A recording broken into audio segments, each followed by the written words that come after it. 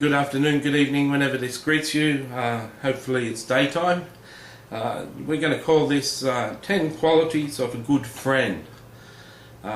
Most of this little video is going to be based on a good friend of mine who knows who she is, she'll be told, and I'll just keep her name out of it, and we'll go on. Number one, they're honest with you. A good friend not only is honest on the good things with you, but they're honest with some of the bad things. If they've done bad things, they've made bad decisions, they've acted in the wrong way, they'll be honest about it with you. If they've made a mistake, they'll be honest with you about it. They won't be just a yes man, they won't be just saying all the nice things to you and saying all nice things about you. They'll let you know when they think you've gone wrong, they think you've made an error, they'll let you know. They're honest. There's a lot of yes men about, there's a lot of people about that say nice things all the time about people. They're good at flattery, and when it comes to the crunch, sometimes those people aren't around under hard times. But someone who's been honest to you all the time is a person you can depend on. They'll tell you when you're wrong. They'll tell you where you're wrong. Some people enjoy the status of friend and then go out of the way to tell you that you're wrong in certain areas. They do it with pride. They do it with a puffed up sort of attitude. A good friend will tell you where you're going wrong, but they'll do it with a smile on their face, as if to say, I challenge you to argue with me according to this one.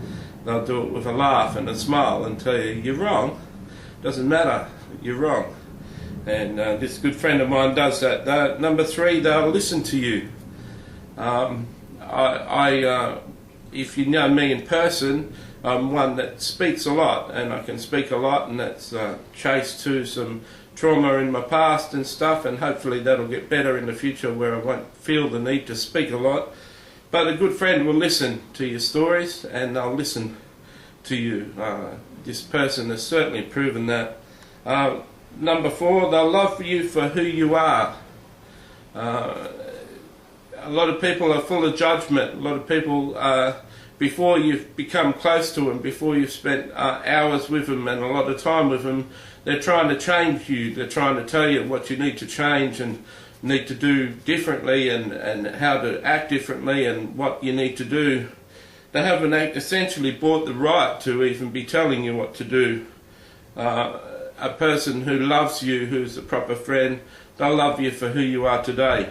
They'll love you for the fact that you speak a lot, and they'll love you for the fact that you are who you are, and they'll love you for you. And if a person can't accept you, well, they're not really accepting you, and they're not really a good friend for you. Number five, they suggest change for you and don't demand it.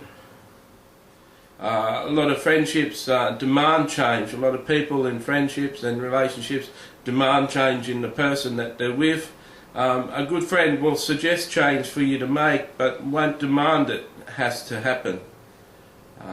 And that's even more attractive. When this certain friend of mine tells me things have to change, it's attractive. You find months, within months, I have changed those things. I got a piece of paper out and noted that in the last year I'd changed 7 things about myself that this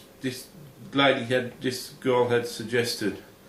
And I was quite surprised with myself that these were things I used to do a lot, and I'd changed them. So a good friend, they'll suggest change, and yet they won't demand it of you. Just looking at the time, we're halfway through.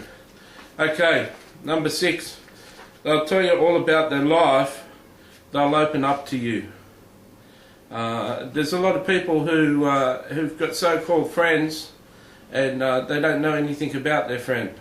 It's like a one-way friendship. A lot of people have a friendship like that with Jesus Christ.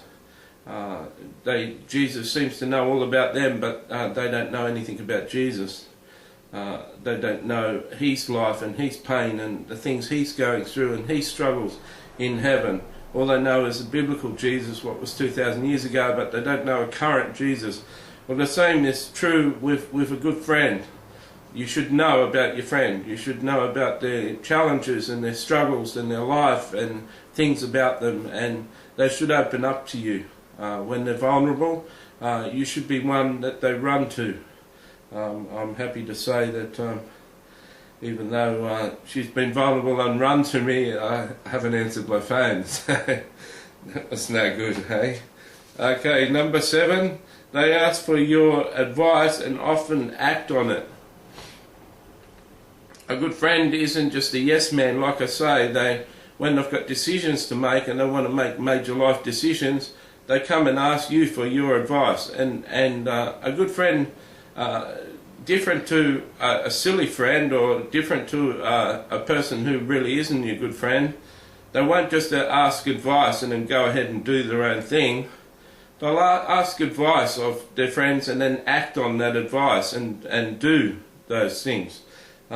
You know you've got someone pretty close to you when they're coming to you asking you for advice. Not just being yes men, not just asking you advice to make you feel good as a form of flattery, but asking you advice because they seriously want to consider what you've got to say. This friend of mine asked me, did I know anyone that would be suitable for her to marry? And I found that as a tremendous compliment to me, that I'd even be considered to think about that. And besides myself, I couldn't think of anyone. No, I'm only joking. Okay, number 8. They speak highly of you to others. It's one thing to be a friend and to be known that you're loved by your friend. It's another thing to hear feedback from people you admire about something your friend has said to them about you. Something positive, something uplifting that they've said about you. And it's very interesting to get feedback from other people of good and positive things a friend of yours has said about you. To hear other people say, I've heard good things about you, Matthew, can you tell me this, or whatever. And so a good friend is that. A bad friend goes and spreads gossip about you and spreads bad things, and I've got plenty of examples of bad friends. Plenty of examples in my life of people who've been bad friends, talking bad things about me to all around. Number 9, they defend you. They won't hear gossip about you. If someone wants to speak bad about you, they'll shut the person down. Someone who thinks they know you wants to sprout after mouth about you, they'll shut the person down and say, I don't want to speak about Matthew. That's a good friend. A moderate or a hopeless friend will hear all the gossip they like about you. They'll hear all the bad things. If they do hear a bad thing about you, they allow someone to actually say something bad. It gets out of the person's mouth before they realise. They'll defend you. They'll say that's not true, or that is true, but you haven't considered this, this and this. And a good friend will do that. Of course, it can be a trap to try and defend a person like I tried to defend this person, because the other person can be so far convinced that they're right that all you do is end up talking negatively about someone you love. And so it's best just to stop someone when they're saying bad things about your friend. Just to say, stop right there, I don't want to hear anymore. And I still have to learn that myself. And number 10, where are we up to? 9:21, yeah, so we haven't got much time. They don't give up on you due to one fight. So you can have a spiff or a couple of fights with a good friend, and they won't throw in the towel. They won't give up on your friendship just because of one fight. And me and this lady have had a fight or two, and we're better for it. I hope you enjoy. See you.